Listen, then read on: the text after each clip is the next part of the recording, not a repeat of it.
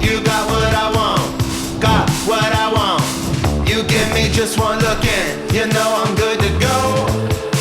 You know I'm good to go. Thank you for joining us on Minds of Commercial Real Estate. This is Kamyar Rezaie, your host. Today we have Davis Bartels from the Bartels Group. Davis, thank you for joining me. Thanks for having me, man. It's awesome to be here with you, and having worked with you in the past. It's cool. We've done a couple of good deals. You have, a listing together, a couple of good deals. You have a great clientele base. You've been doing this a long time, and we have very similar philosophies in the kind of work that we do. For sure, yeah. I mean, sometimes you meet someone and it just works. It clicks. So, yeah, exactly. Well, because we knew Christian. Correct. And Christian was like, you guys got to meet. Right. So, right. And here we are. That's what met in Westlake. We kicked him out. And, No, we still talk to him. He's just more limited, right? Yeah, exactly. So, again, thank you for being on the show. Today I wanted to, talk about a little bit about, what you do, what you've started in the management aspect, and, how your philosophies, how you deal with your clients, and how you're kind of transitioning from the residential to the commercial market, but still going to, be involved in the residential. So tell me about yourself. Yeah. So I started in the downturn of real estate. So when I started in real estate, everyone was getting out of real estate, similar to, kind of where we've been the last couple of years. Right. And, we all know that real estate ebbs and flows, and that's the good and the bad of it. And, but I started with my dad, and my dad was, when I was a kid and didn't know what I wanted to be when I grew up, my dad had started a real estate business doing loan modifications. And we all remember that time. And so we started doing loan modifications. That eventually transitioned into short sales. And so we had a short sale consulting firm, and we negotiated thousands of short sales on behalf of residential real estate agents. And so it was actually a great way to get into the industry, because you learn so much about the intricacies of real estate and transactions and mortgages, and really a really high level, great overview, and cutting your teeth on the hardest transactions that there are, right? Right. And so eventually I took that, and, I went and worked with Bank of America doing that on the bank side of things instead of the consumer side. And then eventually he opened a residential real estate brokerage. I worked for him, and ultimately ended up going on my own, building a team, and, now just kind of finding out where we're going next. So always looking for something exciting to do, something fun. I want to stay entertained. Not only do you want to make a living in this business, right, but you also want to enjoy yourself and be rewarded, and you want to win. You know what I mean, right? It's fun to conquer a new exciting venture, and that better than anyone, because that's essentially what you do. It's putting the pieces of the puzzle together every single day. So how big is your team? So right now we have 12 agents and myself and admin. Now you've built a system where you're mainly referral based. You don't do a lot of lead gen and so forth. And a lot of your clients, are based on the past and how you've treated them, the customer service you've given them. They refer, and they've always come back to you. Yeah. So, for me, this business and really any business, right, is so relationship based. So when I talk about my personal clients, rather than, say the teams, or, it's all about, just being of service, right? I learned early in this business that you show up, you don't worry about, I started out in residential real estate. So whether you're working on a $5 million property, or you're helping someone, rent a $2,000 a month apartment, it's about showing up and being of service and having that altruistic mindset. And then at the end of the day, what I was always taught and have now learned is that at the end of the month, you're always going to be okay. And you'll probably have a few extra bucks in order to do the fun stuff too. And if you focus on the money, that's when you get in trouble. And so, it's just all about that mindset. And you and I think that's one of the things that we kind of clicked on, is showing up for your people, information without obligation, being of service, and then it all kind of just works out. And usually you do a little bit better than you thought anyways, you know. So your primary focus is more toward the Conejo Valley, or Agoura Hills, Westlake Village, Thousand Oaks, Moore Park, Simi Valley. And, let's say in the last 2 years, what changes have you been seeing out there? Yeah, so it's dynamic, because we focus on a lot of different aspects of real estate. And of course, because, my upbringing in the business, there was a lot of residential real estate involved in it. So we see that as well. But yeah, we focus, our offices in Westlake Village. And on our sales side, we're with Pinnacle in Westlake, and we have offices all over the place. But the majority of our business is, your side of Los Angeles County and all of Ventura County. And really what we're seeing a lot of, and like everyone sees it, is interest rates, right? And not to mention sentiment, like consumer sentiment. Everyone talks about interest rates and this and that, but what we don't talk about is that, like, what does the consumer say? How does the consumer feel? Because regardless, that's a huge component for what we deal with every single day, right? Right. You hit on an interesting point.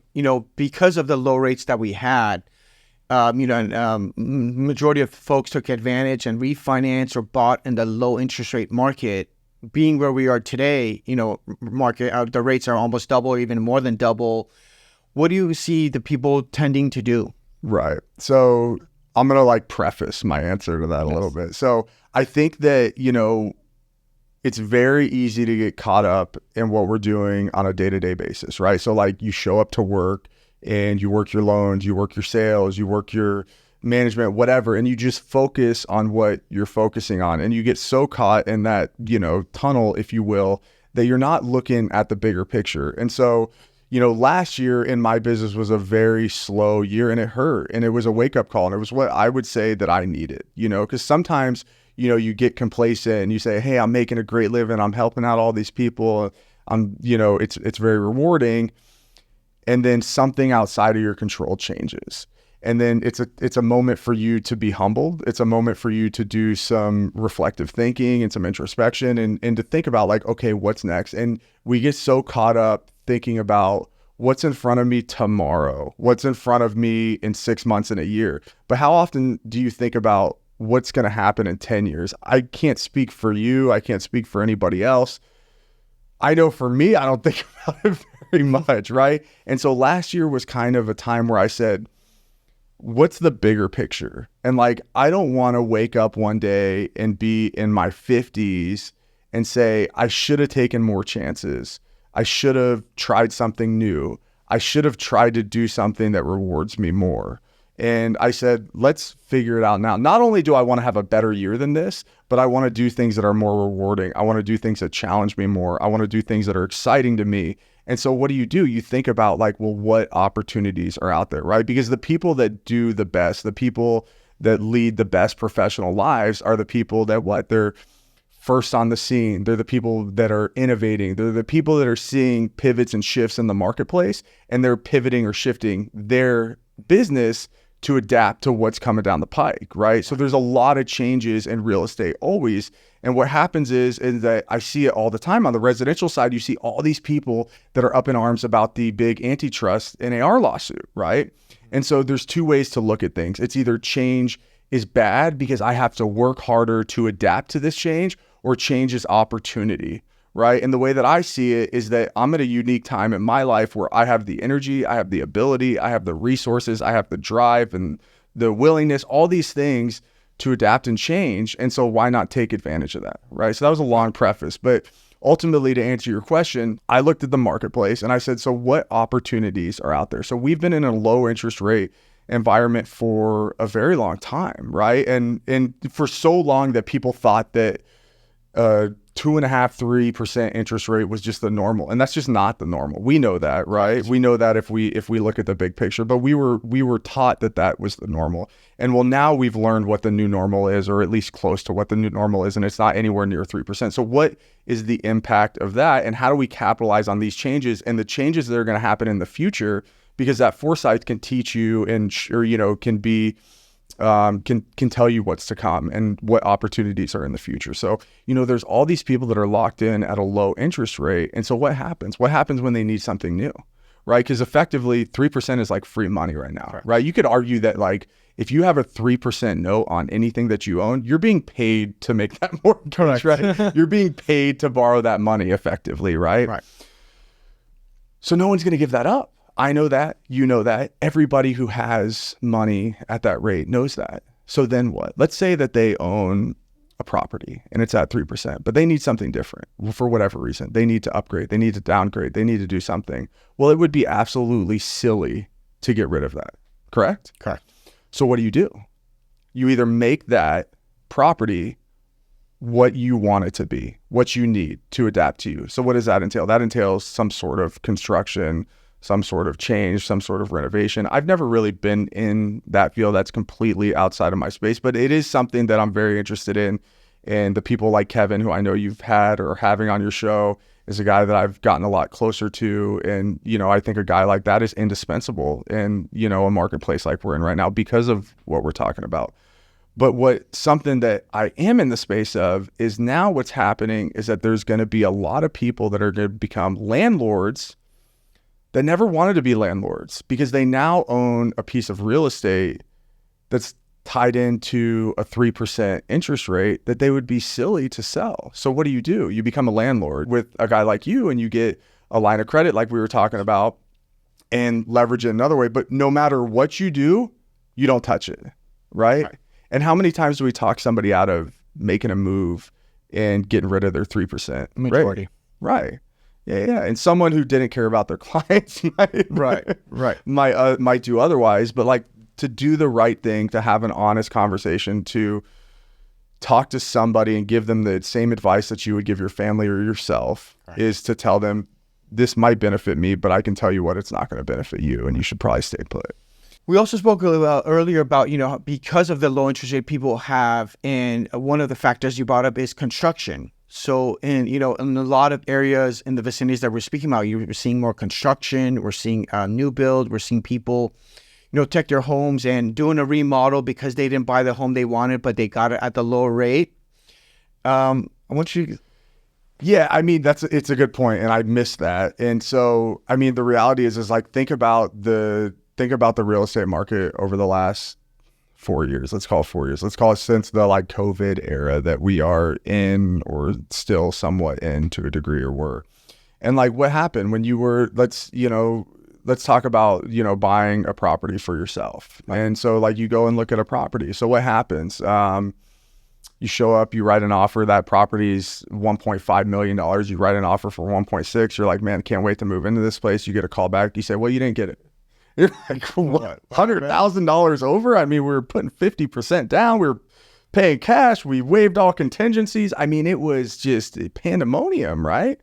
And people couldn't get a house. So what happened? The next one they went and they offered a little bit more over and they shortened the period and they got more and more aggressive until what happened is that people who wanted to buy real estate, they just did whatever they had to do to get whatever house that they could get their hands on. And a win for buyers was no longer buying a house and getting a good price on it. A win for buyers became getting a house, period. So they're jammed into houses that have one less bedroom that they want, or a property that doesn't fit their needs quite as right, or they wanted something but they didn't get it. So what do? Right?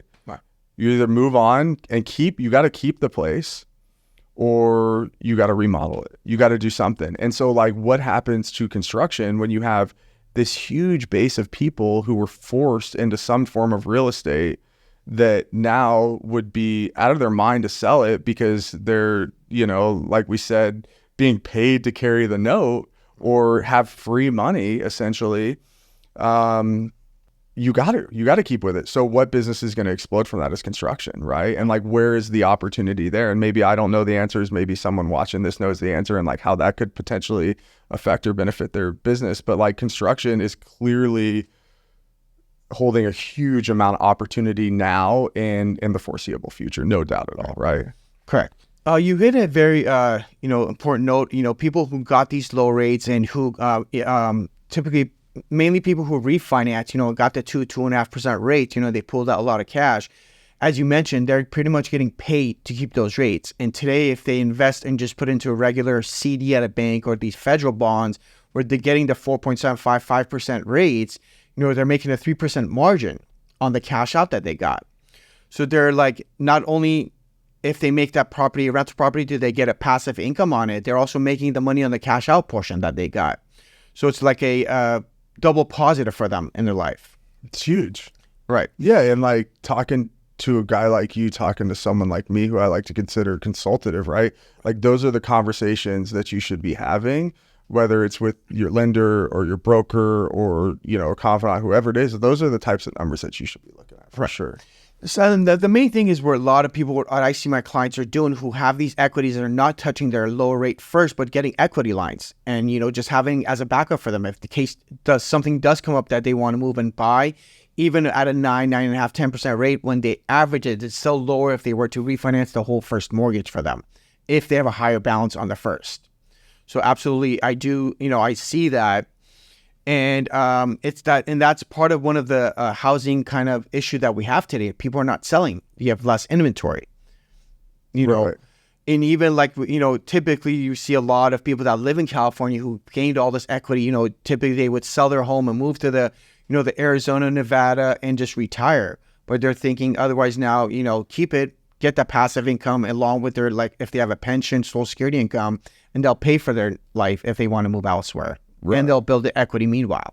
Well, and like, you know, like I mentioned, you and I met through an advisor, a financial advisor, right? And so like, that's what makes real estate so exciting and so fun and so rewarding, but so complicated and intimidating, right? All at the same time, is because there's much more than one way to skin a cat, if you will, because when you look at a transaction, when you look at a loan, when you look at, you know, I'm going to sell this piece of property and I'm going to buy this piece of property. Well, like, depending upon, you know, you may make an entirely different move on the sale, depending upon what you're going to purchase. Right. And like, that's why, like, being consultative, and I use the catchphrase like information without obligation. I said that and I saw you just kind of nod your head.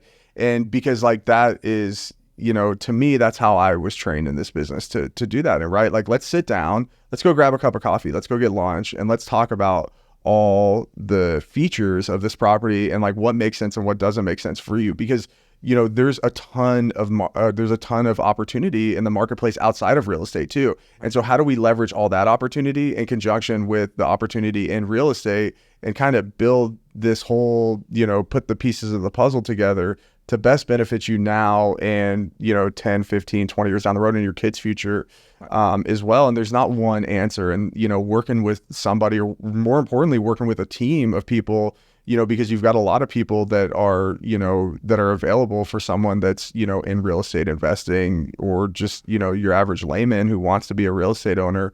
There's so much going on, and developing and curating a plan to make sure that it's optimized is, you know, indispensable, right? Right, like the unique scenario is this: when a client wants to buy the first commercial building, but typically in a first commercial building, it's an owner use your building, right? I always tell them, first, speak to your financial advisor. Second, speak to your CPA. You know, and third, speak to you know, somebody like Kevin, who's in the entitlement industry, to make sure it fits their criteria. And, you know, there's no issues. Right. So definitely it's the, you know, it's the due diligence aspect that they need to take and handle. But unfortunately, people did not do that, or they continue not to do that. And it somehow kicks them in the butt in one way or another. Right. But if they do all their due diligence up front, you know, then they have a right game plan. Right. No doubt. I mean, you know, I'm like, I laugh because like I buy real estate and I'm an investor myself, and like, you know, I will say this, knowing a guy like you, and like, I'm not pumping you up because this is your podcast. I mean, but hey, it works. Is like, you know, it's huge. Like, you're a guy that I can call and I can be like, you know, and this is the guy I want to be, right? You're a guy that I can call and say, hey, I got, you know, Kamyar, I have this idea, you know, I want to do this. I want to buy this. This is what I'm thinking. This is, you know, how I want to line up the financing. This is where I'm going to find, blah, blah, blah, blah. And you're like, okay, I like it, but have you thought about this, right? And then it's like, oh, well, maybe we can do it that way, or maybe we can, you know, and there's, you know, and going through that process, because a big part of this process of like being an investor and working with investors is walking through that, you know, walking through that timeline. Because like, how many times do we see that the buyer that shows up on day one that wants to do something has a completely different tone than the guy who closes, or the guy who, you know, gets to the finish line, right? Absolutely. Because it's because you go through the process. And so it's like, let's just start having the conversation, and let's start like, you know, turning stuff over and figuring out what works for me. Right. And, you know, but being able to call and like have those conversations and having it, looking through a different lens, if you will. Yeah. We can only give our advice and what's best for everybody, and that's what builds our, our reputation, our name, and keeps a good name, and it allows us to sleep comfortably at night. For sure, 100%. Because at the end of the day, I mean, like, you can't really. That's where it's at, know. Yeah. If you were to give one advice on people who are maybe first time investing or anything, trying to get into the real estate, what would it be? I would say, honestly, the first thing that comes to my mind is like, I think a huge roadblock in real estate is fear. I think that people go down human nature is to go down the worst possible scenario. And like, I would say it to a close friend, much more differently and much more brash, but I would say step up and do it, man. Like, just get after it. Like, figure it out, buy the house, buy the building, do the deal, and like, make it happen. Like, be a doer, not a thinker, because it's very easy in this world to scare yourself out of a decision. Wouldn't you agree? 100%. Yeah, so go for it, right? Like, I'll tell you this, if I would have went for it more 5 years ago, I'd be in a lot better of a position now. But why didn't I? I mean, I've been fortunate to position myself in a good spot, but like, I could have done more. So why don't I do it today? But it's also based on the experience you've got in the last 5 years that you've grown, and all the different people you've met and all the things you've learned. For sure. And it's never late. For sure. Yeah. And that's why it's important to like lean into somebody, because like, your experience is different than mine, right? And having that is crucial. One thing I forgot to bring up is your management company. Yeah. And how's that going? So it's good. So we have gotten more heavily into the commercial side of things. The residential is to be totally honest with you, residential is like very simple. What's exciting to me about commercial, and as we go into more commercial side of things, is just to give you an idea of how our team works. So our team is really interesting. It's not just a bunch of people that like showed up and were willing to agree to work with us. Is really, it's everybody kind of has a role. And we have commercial agents, and we have agents that are, highly specialized and focused on investors. And so, but the bottom line is like your traditional residential management, your traditional residential sale is like pretty simple, right? And like, we were talking about this, and it's like, I want to get excited about something, and I want to be challenged. And, like I said, I started doing short sales. I remember negotiating 14 liens against a property in order to close a transaction, right? And like, that's exciting. It's a lot of work, but it's exciting. And guess what? When you do that, afterwards, you feel really accomplished. And like, that's the stuff that I live for and really enjoy. And, doing the higher level type of stuff and doing the commercial management is really exciting. And that's not to say that there's not a place in my heart for residential and residential management. We manage quite a lot of residential properties as well as multifamily, but like true commercial and unique properties is really what we're having fun with doing now.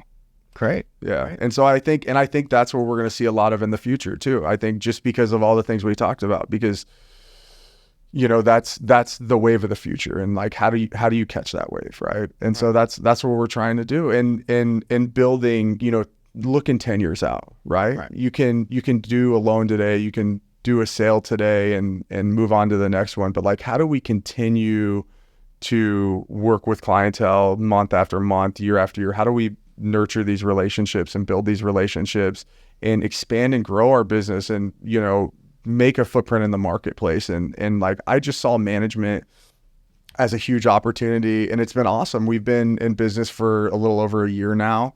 Right. And I will say this about management is that it's getting your first 20 deals is probably harder than getting your first, from 20 to 150, right? And it's those first ones and figuring it out in the learning curve. And so I'm glad to say that we're over the hump, and now we're having fun with it. So very nice. Yeah. Beautiful. Yeah. Awesome. Yeah, man. Thank you for being on the show, Davis. Thanks for having me, man. Many more transactions. Yeah, no, it's good. I'm glad we got connected. I'm glad to be here, man. And let's do it, baby. Let's do it. Thank you for watching.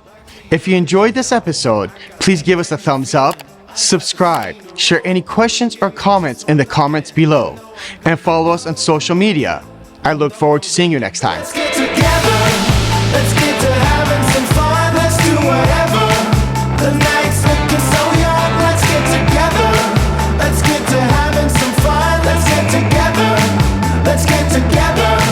Let's get together. Let's get together.